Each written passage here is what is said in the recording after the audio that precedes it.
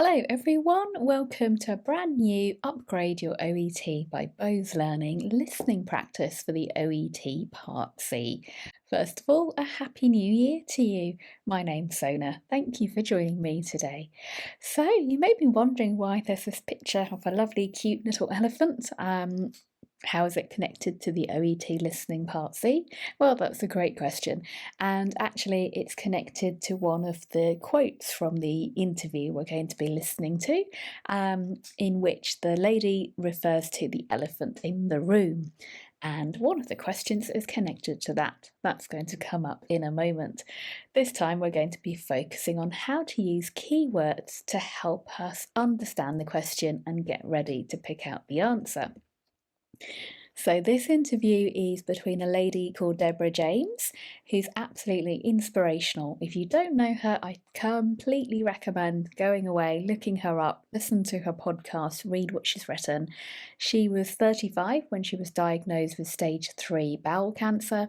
That progressed to stage 4, and she's charted her journey through having cancer treatment, etc., her life with her kids and her family, and she's absolutely amazing. So go away and check her out after this.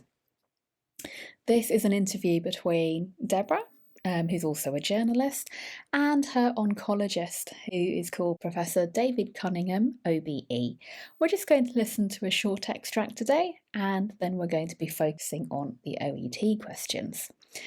For those of you who don't know me, well, thank you for joining me. First of all, my name is Soda, and I'm a premium preparation provider with Bose Learning. And a Happy New Year to you once again. A new year, a brand new start, and a new OET listening practice session for you. So, as I said, we're going to be looking at keywords. So what we're going to do together is look at the question stem, look at the options given, and then pick out the keywords before listening to each extract individually and seeing if that's going to help you get ready to hear the answers. So we're going to be doing this together. Okay, so the first question is this. Deborah describes COVID as being the elephant in the room, hence the little cartoon before, in terms of people going in to get their diagnosis. What do you think she means? We've got 3 options here. Have a look through them. I'm going to give you a little bit of time just to read that yourself and then to pick out the keywords.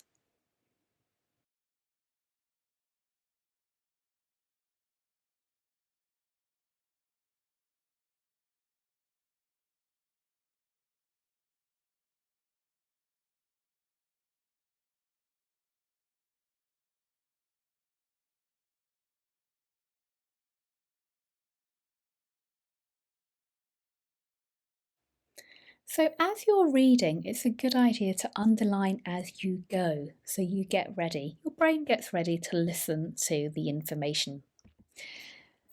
The key phrase here is elephant in the room. What does it mean? What is she referring to? So you can see here we've got something positive. It's a catalyst encouraging more people to get diagnosis. Or it's something negative, it's prevented people from getting a diagnosis and nobody wants to speak about it. Or it's had no effect at all, it's got no factor. So it has had no effect on the number of people being diagnosed. It's always about people being diagnosed, so that stays the same all the way through our options. The only difference is whether the elephant in the room is something positive, something negative, or something indifferent. Okay, let's listen and pick out the answer. In terms of, I suppose, the elephant in the room is the fact that both you and I know that COVID has had a massive impact on people going in, getting that early diagnosis. Are you seeing that as an oncologist, and does it worry you, the impact that it's been having? So the answer is option B. She talks about COVID having a massive impact and how does it worry him as an oncologist to see how people have been prevented from getting a diagnosis due to COVID.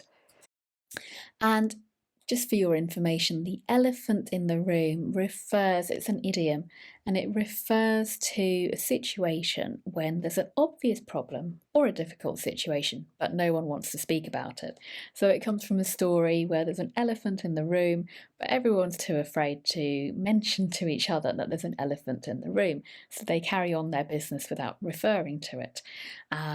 So there's a problem, but no one wants to talk about it. So that's the question that she asks. But what does David say?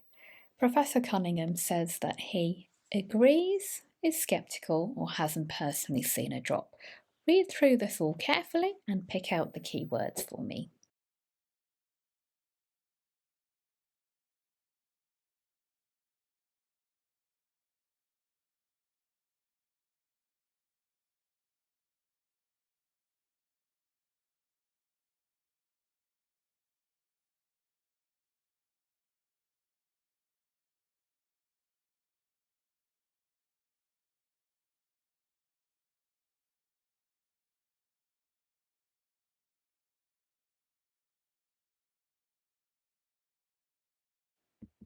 Okay, so we have these opposing ideas again in our options.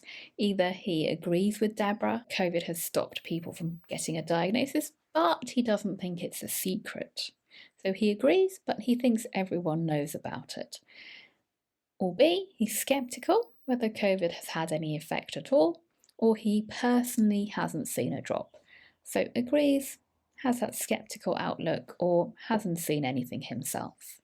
Let's listen. Yeah, I think we've seen it, and I don't think anybody's trying to hide that.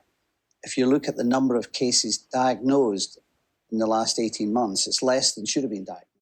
And here we go for the answer. It's A. He agrees with her. COVID has been a problem, but he thinks it's not a secret. Everyone knows about this. Okay, next question. What does Deborah mean when she says there's a backlog? Have a look at the options and underline the key words that are going to help you listen for the answer.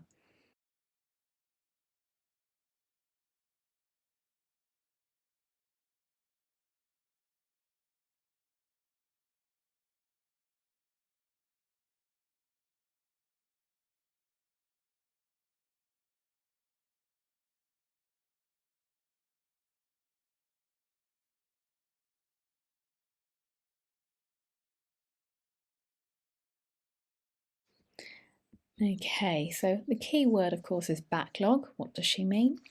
Is there a long list of people waiting for treatment? Are there people who haven't been diagnosed? So here they're waiting for treatment, here they're waiting for the diagnosis. Or this is a good record of success. So either waiting for treatment, waiting for a diagnosis, or the opposite, treatment success. So we have very different ideas. Let's listen. Yeah, there's a backlog, isn't there? So there's a missing group of people that have not been diagnosed. And the answer, of course, is A. There's a long list of people waiting for treatment. And then the next question. What is Professor Cunningham worried about? So we know in each of the options they give us there'll be a concern. See if you can pick out the keywords which identify each concern.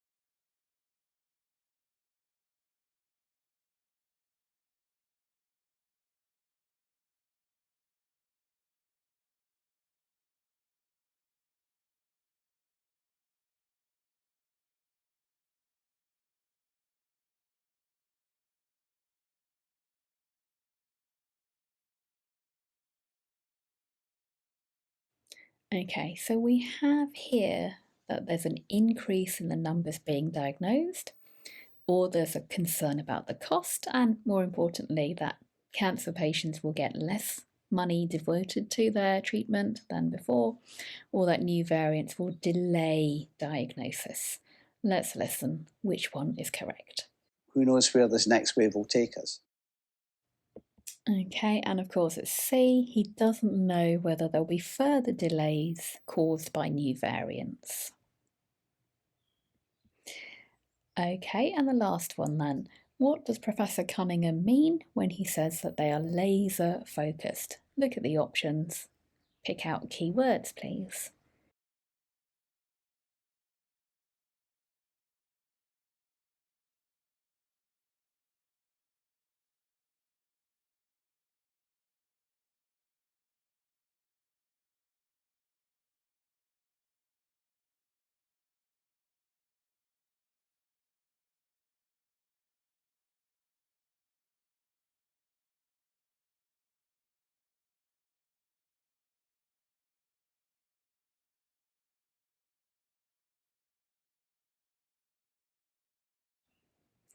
Okay, so you'll notice here that all of these are the same, so you can kind of ignore it. It's always talking about oncology departments.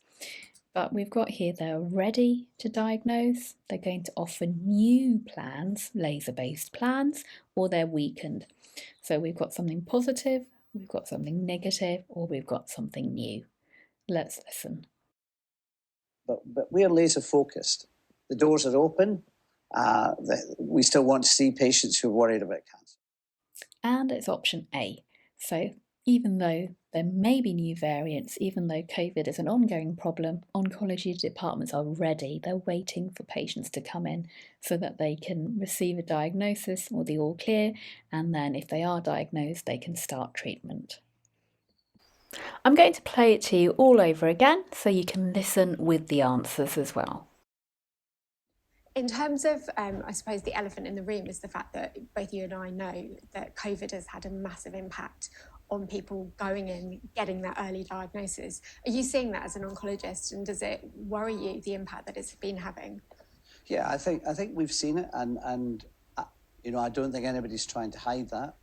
If you look at the number of cases diagnosed in the last 18 months, it's less than should have been diagnosed. Yeah, there's a backlog, isn't there? So there's a missing group of people that have not been diagnosed. Who knows where this next wave will take us? But we're laser focused. The doors are open. We still want to see patients who are worried about cancer.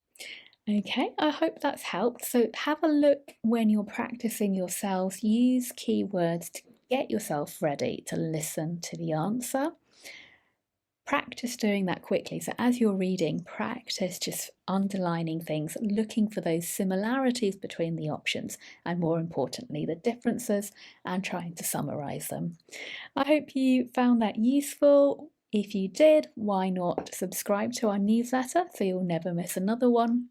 There's information in the box below, or you can just click on the subscribe panel here. And why not watch one of our other videos now? I've got another one for you, which is some more listening practice. This time it's listening practice A. Have a listen to that then. Thanks for watching. See you again next time. Bye bye.